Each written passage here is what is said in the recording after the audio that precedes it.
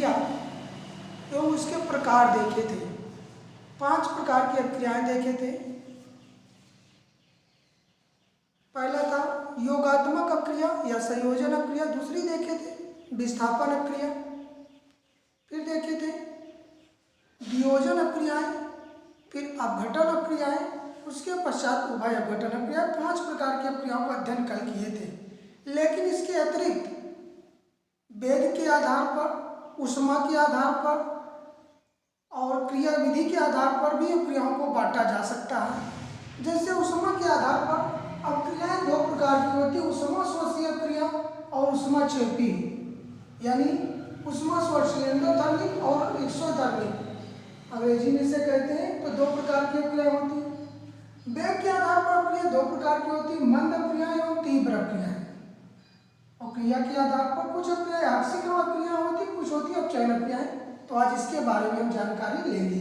तो सबसे पहले हम ऊष्मा शोषी एवं ऊष्माक्षेपी अक्रियाओं के बारे में पढ़ेंगे। ऊष्मा शोषी अक्रिया किसे कहते हैं? ऐसी अक्रियाएं जिनके फलस्वरूप ऊष्मा अवशोषित होती हो, अर्थात खर्च होती हो, अर्थात लगती हो, ऐसी अक्रियाओं को ऊष्मा शोषी अक्रियाएं कहलाती हैं। तथा ऐसी अक्रिया जिनके फलस्वरूप ऊष्मा उत्पन्न होती हो, अर्थात ऊष्मा उत्सर्जित होती हो, इस तरह की अक्रिया को ऊष्माक्षेपी अक्रियाएं कहते हैं। तो समझ गए कि ऐसी अक्रिया जिनके फलस्वरूप ऊष्मा अवशोषित होती है ऊष्मा शोषी अक्रियाएं, तथा जिनके फलस्वरूप ऊष्मा उत्पन्न होती है वो ऊष्माक्षेपी अक्रियाएं कहलाती हैं। अब उदाहरण देखते हैं, हमारे अपने दैनिक जीवन से उदाहरण देते हैं, फिर ऑर्गेनिक कंपाउंड पर उदाहरण देंगे। जैसे दैनिक जीवन में देखे होंगे, घर की पुताई होती होगी सबके, उसमें जब चूना कली अर्थात चूना बड़ी पानी में जब डालते हैं तो पानी क्या होता है? उबलने लगता है, यानी गर्म हो जाता है। क्या हुआ उसमें कि कैल्शियम यानी चूना, सूखा चूना यानी कैल्शियम ऑक्साइड CaO जब पानी से क्रिया किया तो क्या हुआ? ऊष्मा उत्पन्न हुई, जिससे पानी क्या हो गया? गर्म हो गया। तो कैसी क्रिया है? ऊष्माक्षेपी। और एक उदाहरण देते हैं, जीवन में कभी आप लोग सब लोग ग्लूकोज खाए होंगे या अल्कोहल होता होगा। ग्लूकोज जीभ पे रखते हैं तो उनको कैसा लगता है? ठंडा। एकदम सही, ठंडा लगता है ना। तो हुआ क्या? क्योंकि हमारे जीभ की जो ऊष्मा थी तल की, उस ऊष्मा को ग्लूकोज ने क्रिया के फलस्वरूप क्या कर लिया? अवशोषित कर लिया, जिससे हमारे उतने क्षेत्रफल का ऊष्मा कम हो गया और ठंडा महसूस होती है। अर्थात वो कैसी क्रिया है? ऊष्मा शोषी। तो एक एक उदाहरण लेते हैं। तो ऊष्मा शोषी, पहले ऊष्मा शोषी क्रिया का एक उदाहरण कि जिन अक्रियाओं के फलस्वरूप ऊष्मा अवशोषित होती है। जैसे ऊष्मा शोषी क्रिया का उदाहरण है नाइट्रोजन। एक एग्जाम्पल इसका कि नाइट्रोजन है, नाइट्रोजन ऑक्सीजन से क्रिया करती है तो बन जाता है नाइट्रिक ऑक्साइड NO। समीकरण संतुलित कर ले 2NO। इसके फलस्वरूप ऊष्मा अवशोषित होती है। ऊष्मा जब अवशोषित होती है तो उसे ऋण चिन्ह से प्रदर्शित करते हैं। तो कितनी ऊष्मा अवशोषित होती है इस क्रिया के फलस्वरूप? -180 किलो जूल। 180 किलो जूल ऊष्मा अवशोषित होती है। अर्थात कि जब नाइट्रोजन और ऑक्सीजन क्रिया करते हैं तो उसके फलस्वरूप ऊष्मा अवशोषित होती है। तो ये ऊष्मा शोषी क्रिया है। दूसरा उदाहरण लेते हैं ऊष्माक्षेपी क्रिया का। किसका?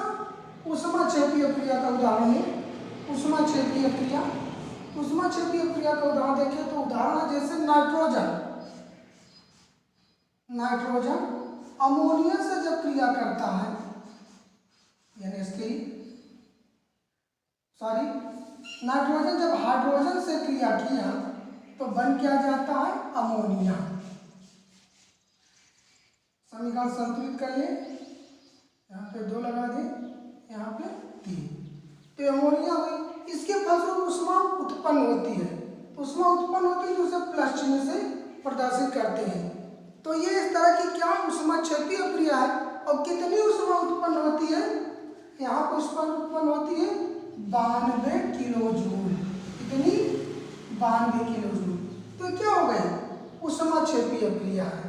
ठीक, तो इस आधार पर भी क्रियाओं को हम 2 भागों में बांट सकते हैं, ऊष्मा अवशोषण अथवा उत्सर्जन के आधार पर। ठीक, ये बात समझ में आ गई। तो अब अगले टॉपिक देखते हैं ऊष्मा मध्य एवं तीव्र क्रियाएं।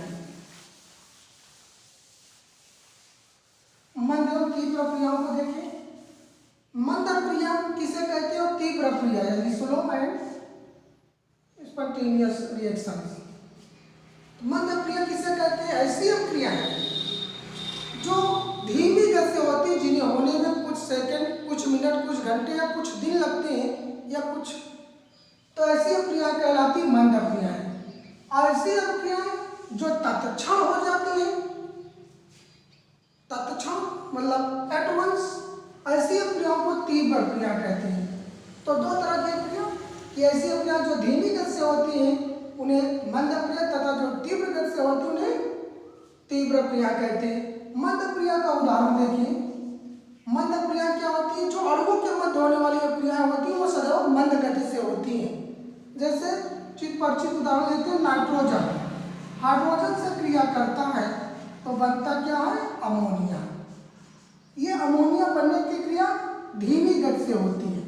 तो एक ही अभिक्रिया का उदाहरण मंद अभिक्रिया का, धीमी गति से। जितने अणुओं के मध्य होने वाली अभिक्रियाएं हैं सभी अभिक्रियाएं मंद अभिक्रियाएं कहलाती है। तीव्र अभिक्रिया किसे कहते हैं? कि ऐसी अभिक्रियाएं जो तीव्र गति से होती हैं, और ये अभिक्रियाएं हमेशा आयनों के मध्य होती है, अर्थात ये आयनिक अभिक्रियाएं जो होती है वो तीव्र गति से होती हैं। इसका एग्जाम्पल लें तो इसका एग्जाम्पल क्या है? जैसे हम सोडियम क्लोराइड की अभिक्रिया कराते हैं सिल्वर नाइट्रेट AgNO3 से, तो बन क्या जाता है? बन जाता है AgCl plus NaNO3, sodium nitrate और सिल्वर क्लोराइड। ये अभिक्रिया आयनों के मध्य होती है, इसलिए कैसी अभिक्रिया है? तीव्र अभिक्रिया। तो अभिक्रियाएं दो प्रकार की हो गई वेग के आधार पर। अब तीसरा देखते हैं ऑक्सीकरण एवं अपचयन अभिक्रियाएं। ऑक्सीकरण एवं अपचयन अभिक्रिया जानने के लिए हमें ऑक्सीकरण एवं अपचयन जानना होगा। तो ऑक्सीकरण अभिक्रिया किसे कहते हैं, अपचयन अभिक्रिया किसे कहते हैं, उसे हम बता रहे, पहले से नोट कर लें। दोनों का एग्जाम्पल, मंद अभिक्रिया का, ये तीव्र अभिक्रिया का। ठीक,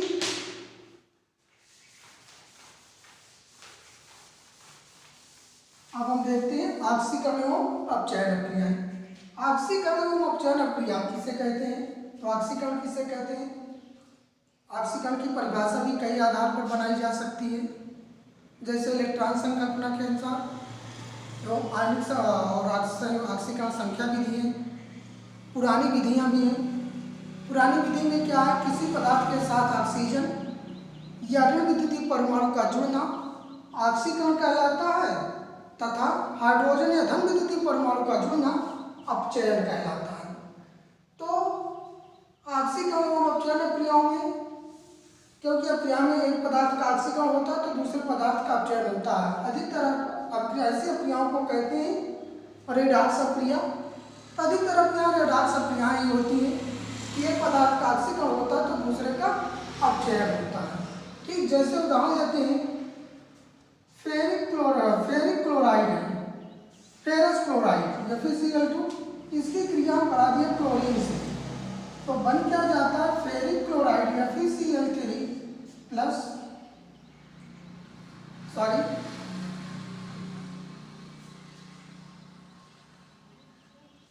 फेरिक क्लोराइड बन जाता है। ठीक, समीकरण को संतुलित कर ले, यहाँ पे कर दे 2, यहाँ पर कर दिए 2, समीकरण संतुलित हो गया। इसमें क्या हुआ? फेरिक क्लोराइड, फेरस क्लोराइड का फेरिक क्लोराइड में ऑक्सीकरण हुआ। तीस तरह की अभिक्रिया ऑक्सीकरण अभिक्रिया है। फिर अपचयन अभिक्रिया, अपचयन अभिक्रिया में देखें, जैसे नाइट्रोजन को हाइड्रोजन से क्रिया कराए तो बन क्या गया? अमोनिया। तो यहाँ पर क्या हुआ? नाइट्रोजन के साथ हाइड्रोजन जुड़ा, अर्थात यहाँ पे नाइट्रोजन का क्या हुआ? अपचयन हुआ, बन क्या गया? अमोनिया। तो इस तरह से ये ऑक्सीकरण एवं अपचयन अभिक्रियाएं भी होती हैं, ये भी याद रहे। तो ये रासायनिक अभिक्रिया में उनके प्रकार समाप्त होता है। अब हम लोग अगला टॉपिक देखेंगे, समीकरण, रासायनिक समीकरण।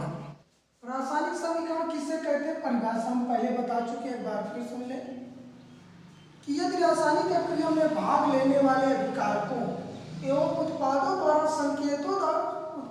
संकेतों द्वारा लिखा जाए तो समीकरण प्राप्त होता है, जिसे रासायनिक समीकरण कहते हैं।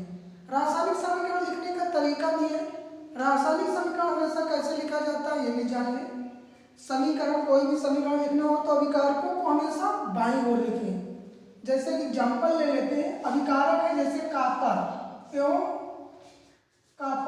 एवं सल्फ्यूरिक अम्ल, शांत सल्फ्यूरिक अम्ल, ये क्रिया कर रहे हैं शांत सल्फ्यूरिक अम्ल से, तो बन क्या जाता है, बन जाता है copper sulphate plus SO2 plus H2O। ठीक, तो ये जो भी क्रिया हुई उत्पादों को और अभिकारकों को प्रतीक के रूप में ले दें तो ये क्या हो गया, रासायनिक समीकरण हो गया। लिखने का तरीका क्या है कि अभिकारकों को सदैव समीकरण में किधर लिखते हैं, बाईं ओर। जैसे और अभिकारक एक से अधिक हो तो उनके बीच में हमेशा क्या कर देते हैं, प्लस का चिन्ह लगा देते हैं। और उत्पाद तथा अभिकारक के बीच में हम बराबर का चिन्ह लगाते हैं या तीर का चिन्ह लगाते हैं, तथा उत्पाद को सदैव संकेत के दाहिनी ओर लिखा जाता है।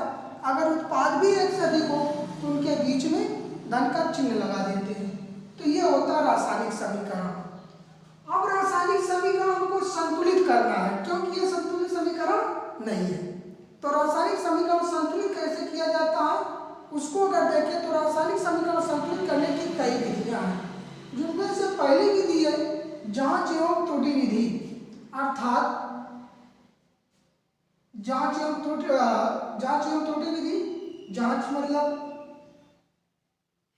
दूसरी विधि होती है आंशिक समीकरण विधि, तीसरी विधि होती है संयोजकता विधि, और चौथी विधि है आणविक समीकरण विधि। जिनमें से हमको एनसीईआरटी में केवल एक विधि पढ़ना है, जांच एवं त्रुटि विधि। ठीक, तो जांच एवं त्रुटि विधि द्वारा समीकरण कैसे संतुलित किया जाता है इसको देखिए। तो जो समीकरण हम लिखे हैं सबसे पहले उसी को लेते हैं एग्जाम्पल में कि हमको त्रुटि एवं जांच विधि द्वारा इस समीकरण को संतुलित करना है। तो इस विधि से समीकरण को संतुलित कैसे किया जाता है, सबसे पहले समीकरण में देखते हैं बाईं ओर अर्थात अभिकारक की ओर कि जिसकी परमाणुकता, समीकरण में जिस तत्व की परमाणुकता सबसे कम हो उसे सबसे पहले संतुलित करते हैं। तो समीकरण को ध्यान से देखो सब लोग, इस समीकरण में अभिकारक में सबसे कम परमाणुकता किसकी है, कॉपर की, और सल्फर भी है लेकिन कॉपर पहले हम कॉपर ले लेते हैं। कॉपर इधर, इसमें किधर कितना है, एक, इधर कितना परमाणु है, एक, तो ये संतुलित है। अब उसके बाद दूसरे नंबर पे है किसकी परमाणुकता कम है, सल्फर की। सल्फर इधर कितना है, एक, इधर कितना है, एक और एक, दो। तो इधर परमाणुकता सल्फर की पर दो परमाणु है, इधर इसके कितने परमाणु है, एक। तो यहाँ पर क्या कर दें, दो लगा दें, यानी समीकरण क्या बन गया, Cu + 2H2SO4, और इधर बन गया CuSO4 + SO2 + H2O। ठीक, तो अब उसके बाद अगला परमाणु देखते हैं। अब परमाणुकता किसकी कम है, हाइड्रोजन की। इधर हाइड्रोजन कितना हो गया हमारा, 4, इधर हाइड्रोजन कितना है, केवल 2। तो क्या करें, यहाँ पर 2 लगा दें। ठीक, तो हम यहाँ पर न लिख के अलग से समीकरण कर देते हैं। अब क्या होगा, आगे संतुलित किए तो क्या बन गया, 2H2SO4 CuSO4 + SO2 + 2H2O। अब बचता है ऑक्सीजन। ऑक्सीजन इधर कितना है, 8, इधर कितना हो गया, 4, 2, 4, 2, 8। तो ये जो समीकरण प्राप्त हुआ ये क्या है, संतुलित समीकरण है। इस तरह से इस विधि द्वारा यानी जांच एवं त्रुटि विधि द्वारा समीकरण संतुलित कर लिया जाता है। फिर से बात सुनिए क्या क्या करना होता है। सबसे पहले समीकरण के बाईं ओर जिस तत्व की परमाणुकता कम हो उसे संतुलित करें। इसी क्रम में बढ़ते हुए परमाणुकता के क्रम में परमाणुओं को हम संतुलित करें, और जब सभी परमाणु संतुलित हो जाए तो प्राप्त समीकरण संतुलित रासायनिक समीकरण कहलाता है। तो संतुलित रासायनिक समीकरण की परिभाषा भी यहाँ से मिल गई। संतुलित रासायनिक समीकरण किसे कहते हैं, ऐसे रासायनिक समीकरण जिनके दोनों ओर परमाणुओं की संख्या समान हो, संतुलित रासायनिक समीकरण कहलाता है। ठीक, तो ये आप लोग समझ गए होंगे समीकरण कैसे संतुलित किया जाए, त्रुटियों जांच विधि।